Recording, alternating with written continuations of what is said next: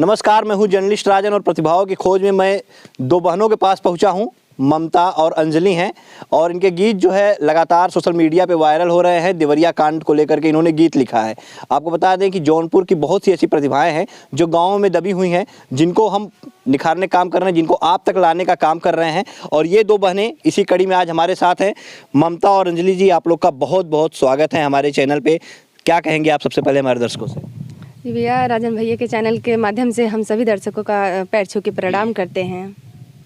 आपका नाम ममता है कि इनका नाम ममता है? जी, मेरा नाम ममता है। मेरा नाम अंजलि है। बिल्कुल, देखिए ये ममता हैं और ये अंजलि हैं। ममता बड़ी हैं और अंजलि छोटी हैं। तो बिना किसी भूमिका के हम चाहेंगे कि सबसे पहले आपका वो जो गीत देवरिया कांड जो नरसंहार हुआ है, वो जो गीत जो वायरल हो रहा है, उसे आप सुनाइएगा। जी जरूर। देवरिया से आइल खबर जी, देश के चौकीदार जी। देवरिया से आइल खबर जी, देश के चौकीदार जी। कांड पे होत जाता कांड जी, देश के चौकीदार जी। कांड पे होत जाता कांड जी, देश के चौकीदार जी। अरे झूठ न तनिकाई सच्ची खबरिया, झूठ न तनिकाई सच्ची खबरिया। रात ही रात बनल जाता सड़किया, रात ही रात बनल जाता सड़किया। अरे अपसई में होता मारा मार जी, देश के चौकीदार जी। अपसई में होता मारा मार जी, देश के चौकीदार जी। देवरिया से आइल खबर जी, देश के चौकीदार जी। अरे पहिले तमारा गन प्रेमचंद्र भैया, पहिले तमारा गन प्रेमचंद्र भैया। अरे फिरता भइल नरसंहार जी, देश के चौकीदार जी। फिरता भइल नरसंहार जी, देश के चौकीदार जी। देवरिया से आइल खबर जी, देश के चौकीदार जी। अपसई में होता मारा मार जी, देश के चौकीदार जी। कि हाजिर सौतेला व्यवहार जी, देश के चौकीदार जी। ममता अंजलि करई गोहार जी, देश के चौकीदार जी। यहाँ बिल्कुल देखिए, ममता अंजलि का ये गीत जो है लगातार सोशल मीडिया पे वायरल हो रहा है। देवरिया कांड को लेकर के इन्होंने गीत लिखा है और गीत की जो लाइनें हैं वो कोई पक्षपात लेकर के नहीं है, बल्कि देश के चौकीदार को ये दिखाते हुए है कि देखिए किस तरह से जो है देवरिया में नरसंहार हुआ और जो है न्याय मिलना चाहिए। तो ऐसा इन्होंने गीत लिखा है। इसके बाद एक और गीत है जो देवरिया कांड को ही लेकर के इन्होंने लिखा है। हम चाहेंगे कि ममता अंजलि का जो अगला गीत है देवरिया कांड को लेकर के, उसे ये सुनाएं। जी जी सर। कहाँ सोवत तोहरा पहर दरवा हो, कहाँ सोवत तोहरा पहर दरवा हो। परिवारवा उजाड़ी गइले योगी जी, कहाँ सोवत तोहरा पहर दरवा हो। परिवारवा उजाड़ी गइले योगी जी। दिन पे दिन बढ़त अत्याचारवा हो, दिन पे दिन बढ़त अत्याचारवा हो। परिवारवा उजाड़ी गइले योगी जी। दिन पे दिन बढ़त अत्याचारवा हो, परिवारवा उजाड़ी गइले योगी जी।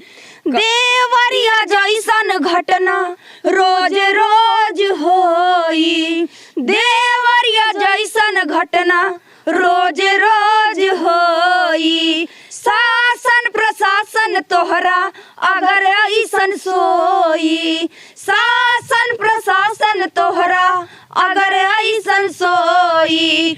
होए लूट हत्या बलात्कारवा हो, होए लूट हत्या बलात्कारवा हो। परिवारवा उजाड़ी गइल योगी जी। होए लूट हत्या बलात्कारवा हो, परिवारवा उजड़ी गइल योगी जी, कहाँ सोवत तोहरा पहरेदारवा हो, परिवारवा उजड़ी गइल योगी जी।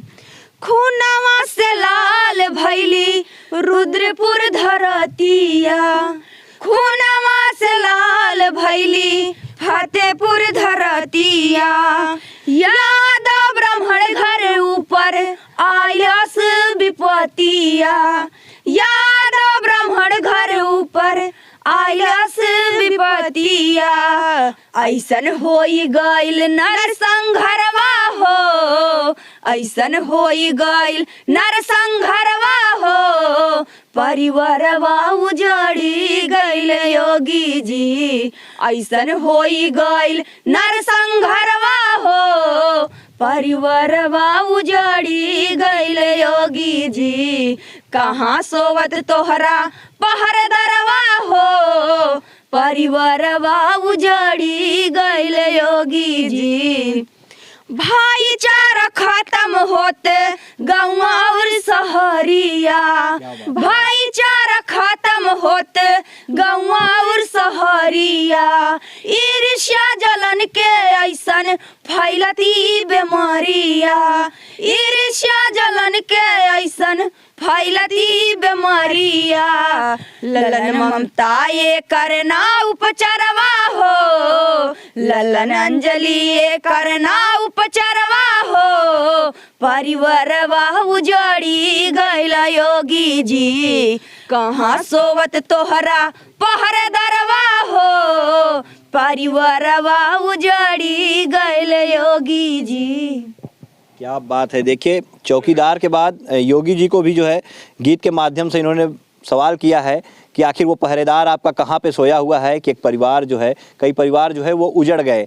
तो ज़रूरत है सरकार को ध्यान देने की, जिस तरह से भाईचारा ख़त्म हो रहा है, तो ज़रूरत है ध्यान दे ताकि इस तरह की घटनाएं न हो। और गीतों के माध्यम से यही सवाल सरकार से, चाहे वो नेहा सिंह राठौर हों या फिर कोई भी जो है लोक गायिका हो, सरकार सवाल गीतों के माध्यम से करते रहती हैं। तो वैसे ही ममता और अंजलि भी जो है अपने गीतों से सवाल कर रही हैं।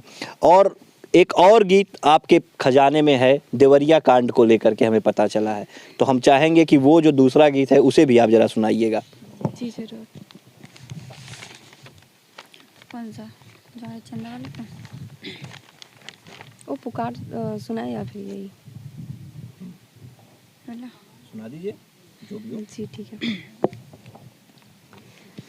आवाज सुनाई भैया देवरिया के घटना, आवाज सुनाई बहिनी फतेहपुर के घटना। यादव ब्राह्मण घर ऊपर अइलस विपतिया, यादव ब्राह्मण घर ऊपर अइलस विपतिया।